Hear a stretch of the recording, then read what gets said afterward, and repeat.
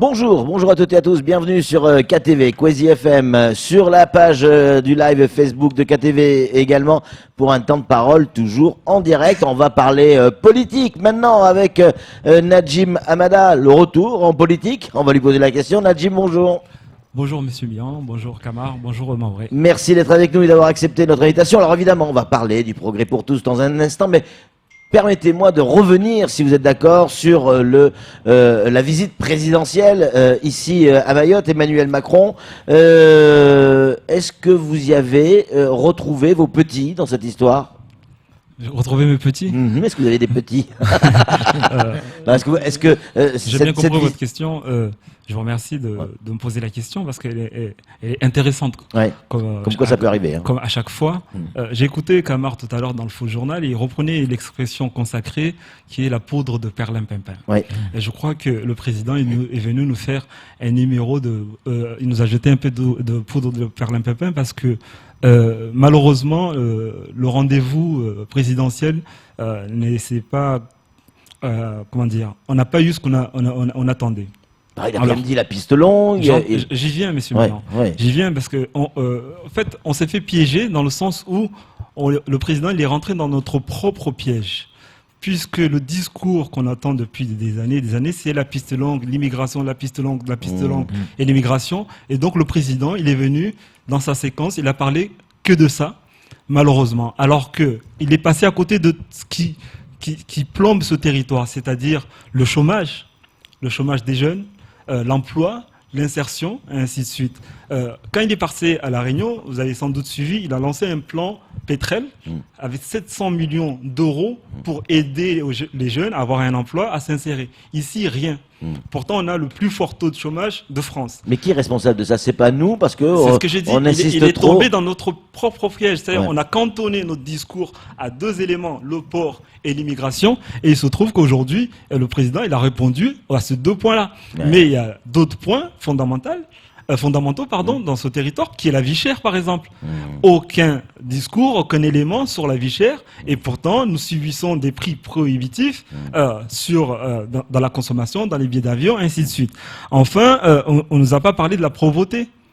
On a un territoire où 84% des gens vivent sous le seuil de pauvreté, c'est-à-dire moins de 850 € par mois, et on nous a dit rien sur ce point-là. Enfin, sur les dotations destinées aux collectivités pour aider leur population, on n'a rien eu.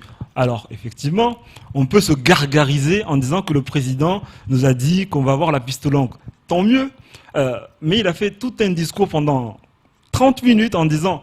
Pas d'études, on ne va pas refaire le coup de l'étude, il y a déjà eu trop d'études, on a déjà toutes les études pour finalement dire on va faire une nouvelle étude sur la faisabilité des choses. Non mais il faut être cohérent dans ce qu'on dit. Il dit on nous donne 18 mois pour faire cette étude de faisabilité. 18 mois, c'est la fin de son mandat. Pas tout à fait, mais bon. Il restera un an. Pensez à un an. Il est en pleine campagne présidentielle. Le sort de Mayotte et des Mahorais sera très très loin dans son esprit.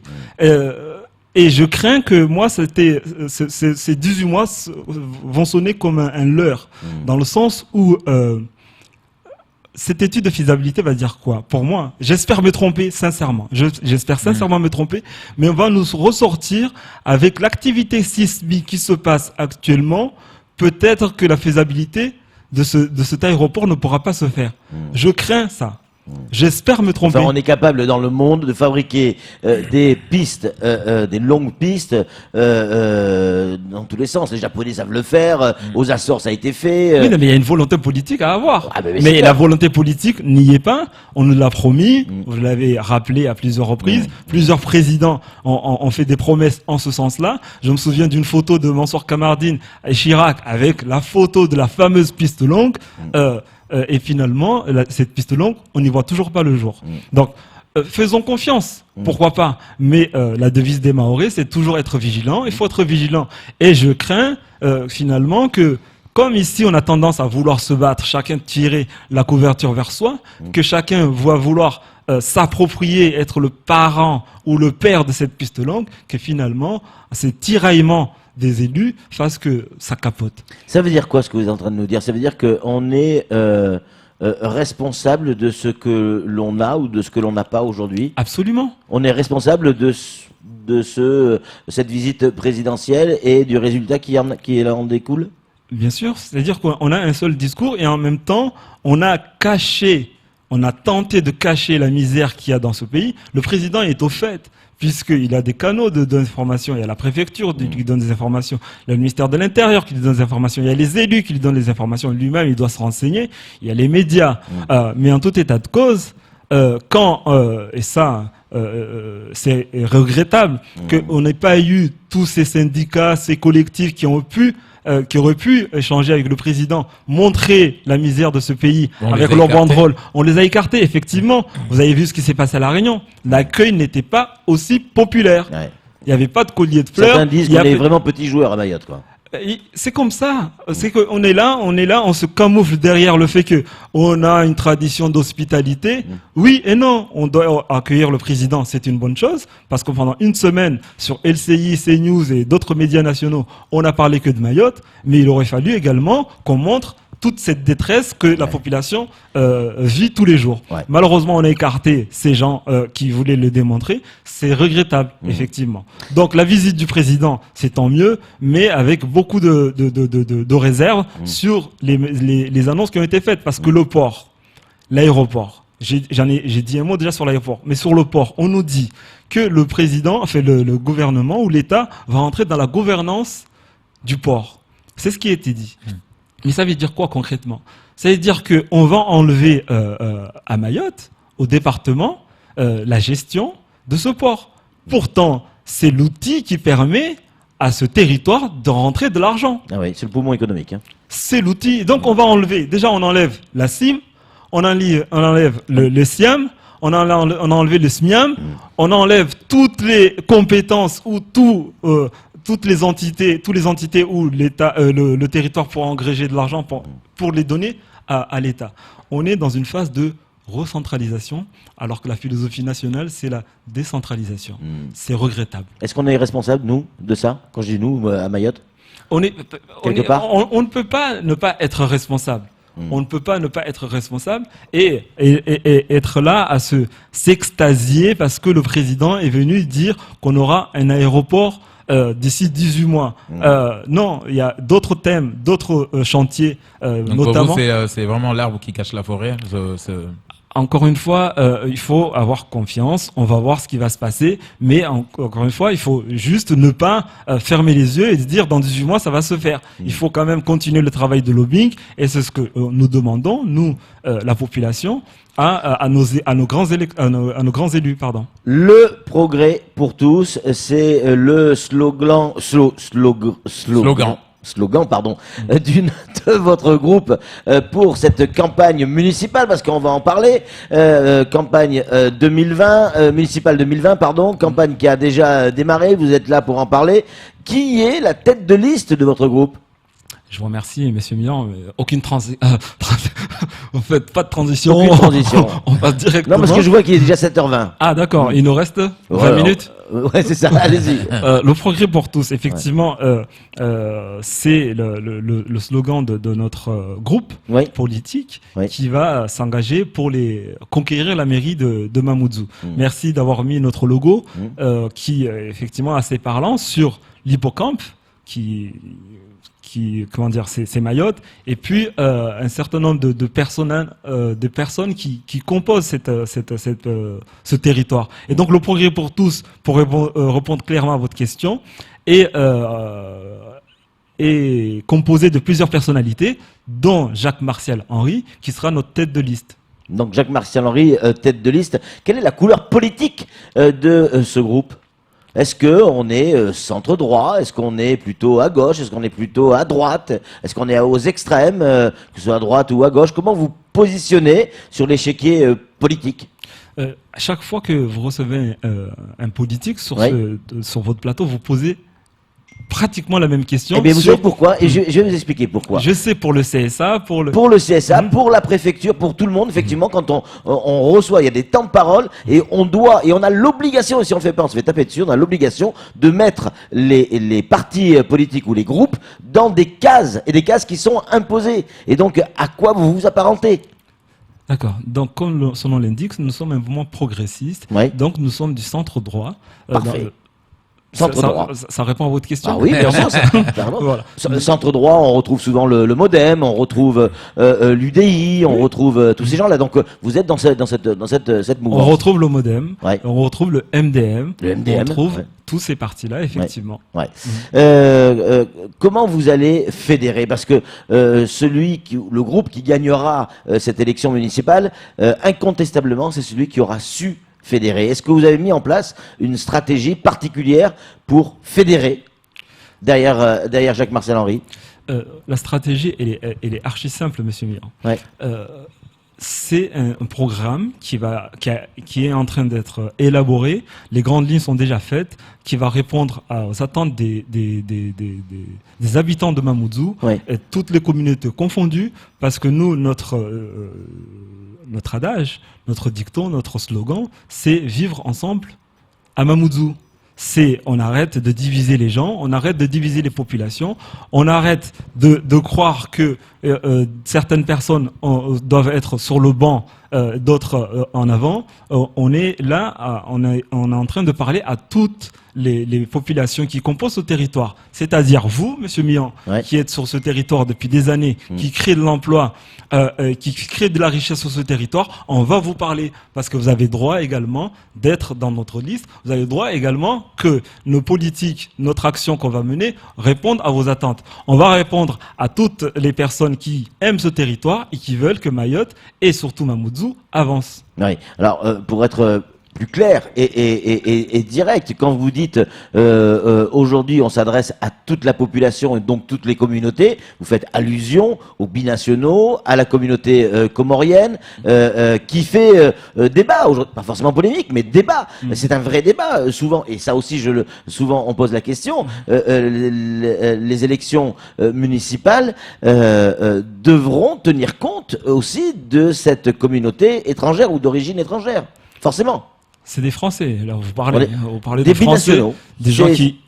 Bon, monsieur Milan, vous me connaissez depuis suffisamment longtemps pour savoir que je ne suis pas quelqu'un qui est communautariste. Oui. Sinon, effectivement, il y a une liste de binationaux et je serai dans cette liste-là. Oui. Je ne le suis pas. Ouais. Moi, ce qui m'importe, c'est l'intérêt qu'on porte sur ce territoire. Oui. Et peu importe les origines, peu importe... Oui, c'est ça. Voilà. C'est toute personne qui aime ce territoire, qui travaille sur ce territoire et qui fait l'effort d'y vivre et de payer des impôts et qui demande à mieux vivre, à avoir un meilleur avenir pour ses enfants, Ouais. et le bienvenu. Effectivement, nous allons répondre aux attentes de ces personnes-là. C'est très clair. Nadji Amada, est-ce que vous êtes toujours membre du MDM? J'attendais cette question. Ah bon Je vous ai Je peux vous garantir qu'on n'a pas préparé ces je questions. vous montre ma carte du MDM, monsieur Mia. Elle est là. Ouais. Elle est là. Et je voudrais... Je peux la voir Je peux... Vous permettez je vous la montre, oui. Ouais. Elle est C'est là. juste pour voir si elle n'est pas périmée. Elle est juste de 2015. Est-ce que vous avez celle de 2019? Celle de 2019, non, je vous explique pourquoi celle de 2019 elle n'est pas là. Ouais, c'est oui. que les Mais rênes du vite. parti Ouais. ont été prises par Hassan Abdallah, qui présente un candidat qui s'appelle Eliassir Manroufou, et je vous prends au défi. J'ai bien dit, je vous prends au défi de l'inviter demain ou après-demain et de lui demander de présenter sa carte. Ouais, mais enfin, De aujourd'hui, 2018, de Nadia Amada, c'est à 2019, vous que de je 2015. pose la Non, non, question. mais écoutez, Ouais. je vous demande une carte d'adhésion depuis au moins minimum 2-3 ans. Donc Il vous n'en a êtes- pas. Vous êtes toujours membre du MDM, juste oui ou non? Je suis membre du MDM. Ok, Maintenant, Hassan Abdallah, qui a pris les rênes, refuse à certains de venir dans ce parti. Il les a écartés. Mais ça ne reste fondamentalement pas mon problème, dans le sens où on D'accord. adhère à des idées Bien sûr. et pas à une personnalité. Bien sûr. Kamaroura a une question à poser. Alors, à la Jim. plupart de ceux qui sont passés déjà sur ce plateau, on a compris à peu près le mot qui revient souvent, c'est le vivre ensemble à Mamoudzou et ne pas diviser les communautés, comme vous venez de le dire.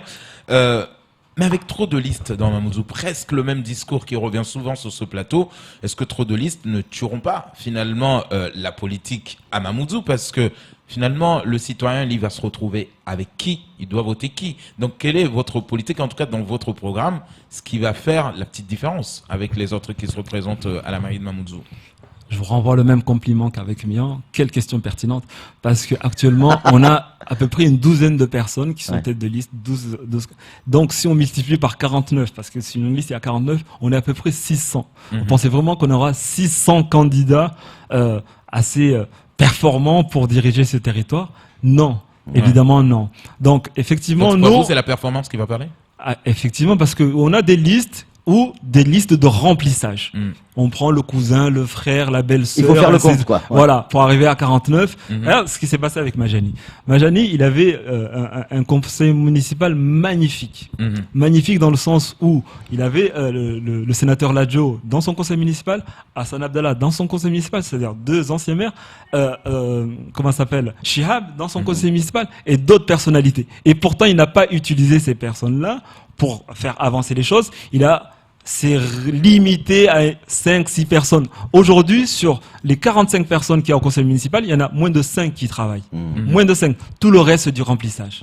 Vous êtes au conseil municipal, je crois. Oui, je suis au conseil municipal. Dans l'opposition? Je suis dans l'opposition. Mais vous êtes au conseil municipal. Voilà.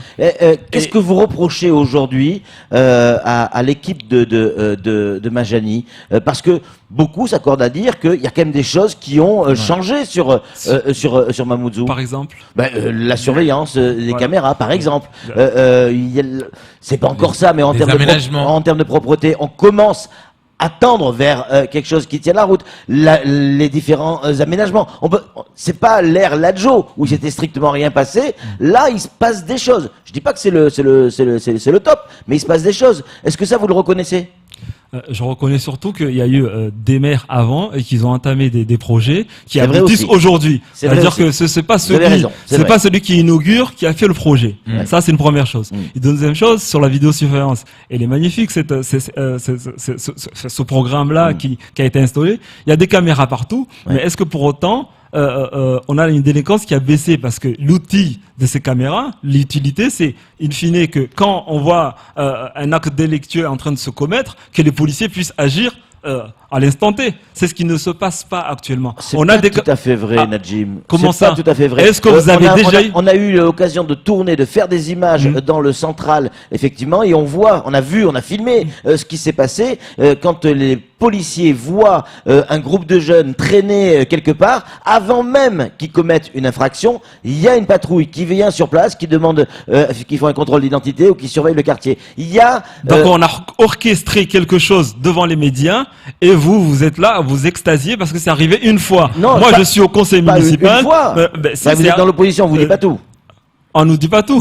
C'est pas normal. Dans l'opposition. Non, c'est pas normal parce qu'on est quand même élu, on a droit à l'information. Moi, je peux vous dire qu'effectivement, c'est un outil qui demande à être mieux utilisé. Oui. Et on n'a pas suffisamment d'effectifs derrière les écrans. Et effectivement, quand il se passe quelque chose, c'est a posteriori qu'on va regarder les images pour voir ce qui se passe ou pas. Regardez ce qui se passe sur la place de la République quand même. Tous ces vendeurs à la sauvette. Toutes ces caméras braquées dessus. C'est une infraction toute la journée. Et qu'est-ce qui se passe? Il se passe rien. Il se passe rien. Donc ne me dites pas les caméras, ne me dites pas les inaugurations dont les travaux ont été commencés par d'autres avant lui. Alors, Nadjim, le premier tour, on sait qu'il va y avoir beaucoup de cafouillage parce qu'il y a beaucoup de listes. Mais est-ce que vous, positionnez au centre droit, est-ce que vous allez pouvoir faire des alliances? Est-ce que vous êtes prêt à faire des alliances pour gagner la mairie de Mamoudzou? Vous n'aurez pas le choix, de toute manière. Monsieur Mian, de répondre à la question, c'est qu'effectivement, aucun groupe ne peut arriver au siège conquérir la mairie tout seul. Aucun groupe. Aujourd'hui, effectivement, il va falloir trouver des alliances dès le premier tour. Dès le premier tour, parce que sinon, ça sera quasiment impossible. Avec Majani, c'est possible? Avec Majani, c'est possible. C'est possible avec n'importe qui partage les compétences et le pouvoir. Vous serez prêt à trouver une alliance avec la personne que vous critiquez aujourd'hui? Non, mais je critique et je le critique encore plus fort. Pourquoi? Parce qu'on a la Kadema et la mairie de Mamoudzou. On a, par exemple, Bakar Boto, on a, par exemple, Mwandji et ainsi de suite. Ces gens-là, ils sont adjoints maire et vice-présidents à la Kadema. C'est pas normal. Il faut quand même qu'ils arrêtent de cumuler. Donc, si effectivement, on a un groupe qui accepte de partager les compétences, de partager le pouvoir pour mieux administrer ce territoire, ça serait une bonne chose. Pour finir, monsieur Milan, vous remarquerez que dans le groupe de Majani, un certain nombre d'adjoints maires sont candidat, Ouais. je demanderai à ceux-là, vrai, ouais. dont le premier adjoint, de démissionner. Moto, ouais. Pour être cohérent, quand on n'est pas avec le maire, on démissionne. Des petits messages. La plupart de ces caméras sont en panne. Je sais pas si la plupart, mais effectivement, il y en a certaines qui sont en panne. Un autre message qui nous dit ces caméras sont en panne. C'est pour ça que c'est la guérilla tous les week-ends à Doujani. Il y a certainement une part de vérité là-dedans. Merci, Najim Merci Hamada, à vous. d'être venu sur ce plateau. Mon petit doigt me dit qu'on aura l'occasion de se retrouver sur un plateau et de faire certainement d'organiser un débat. Vous serez d'accord? Absolument. Avec grand plaisir. Merci beaucoup. Allez, c'est tout pour ce temps de parole. Tout de suite, la suite de nos programmes.